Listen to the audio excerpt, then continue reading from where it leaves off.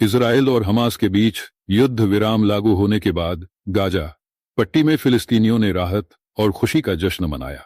युद्ध विराम समझौता, जो शुरू में निर्धारित समय से लगभग 3 घंटे की देरी से लागू हुआ, मध्य पूर्व में हो रहे लंबे समय से चले आ रहे संघर्ष के एक महत्वपूर्ण मोड़ को दर्शाता है। यह युद्ध, जो अक्टूबर 2023 में शुरू हुआ था, इस संघर्ष में हजारों लोग मारे गए और लाखों लोग अपने घरों से विस्थापित हो गए, विशेष रूप से गाजा में, जहां जीवन के आधारभूत संसाधन पहले ही बहुत सीमित थे। हालात और भी गंभीर हो गए थे। गाजा की जनसंख्या, जो लगभग 2 कई परिवारों को बार बार अपने घर छोड़ने की नौबत आई थी और जीवन की सामान्य दिनचर्या पूरी तरह से अस्त व्यस्त हो गई थी। युद्ध की वजह से बुनियादी सुविधाओं की कमी हो गई थी, जैसे पानी, बिजली, चिकित्सा सेवाएं और खाद्यान्न।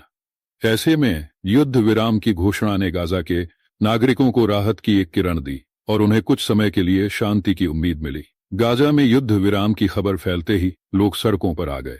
महिलाएं, बच्चे और बुजुर्ग, सबने मिलकर न केवल राहत की भावना महसूस की, बल्कि उन्होंने एक दूसरे को गले लगाकर, गीत गाकर और नृत्य करके खुशी का इजहार किया। ये जश्न एक तरह से आघात और दर्द से उबरने का प्रतीक था, क्योंकि लंबे समय से जारी संघर्ष ने उनके जीवन को भय और असुरक्षा से भर दिया था।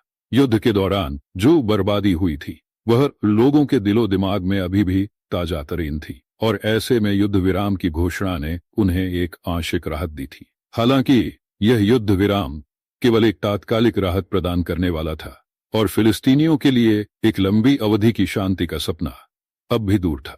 कई लोग इस युद्ध विराम को सिर्फ एक छोटे से अंतराल के रूप में देखते थे, क्योंकि वे जानते थे कि अगर संघर्षों का वास्तविक समाधान नहीं निकलता, तो यह अस्थायी शांति बहुत लंबे समय तक नहीं टिक सकती। गाजा में लोग पूरी तरह से शांति की उम्मीद रखते हैं, लेकिन इसके लिए उन्हें केवल युद्ध विराम से ज्यादा की आवश्यकता थी। उन्हें एक स्थायी राजनीतिक समाधान की जरूरत थी, जो उनके अधिकारों, सुरक्षा और जीवन स्तर को सुनिश्चित कर सके। इस युद्ध विराम ने इजराइल और हमास दोनों के लिए एक कठिन स्थिति को संभालने का अवसर प्रदान किया, लेकिन यह पूरी स्थिति केवल एक छोटे से क्षेत्रीय समझौते तक सीमित थी।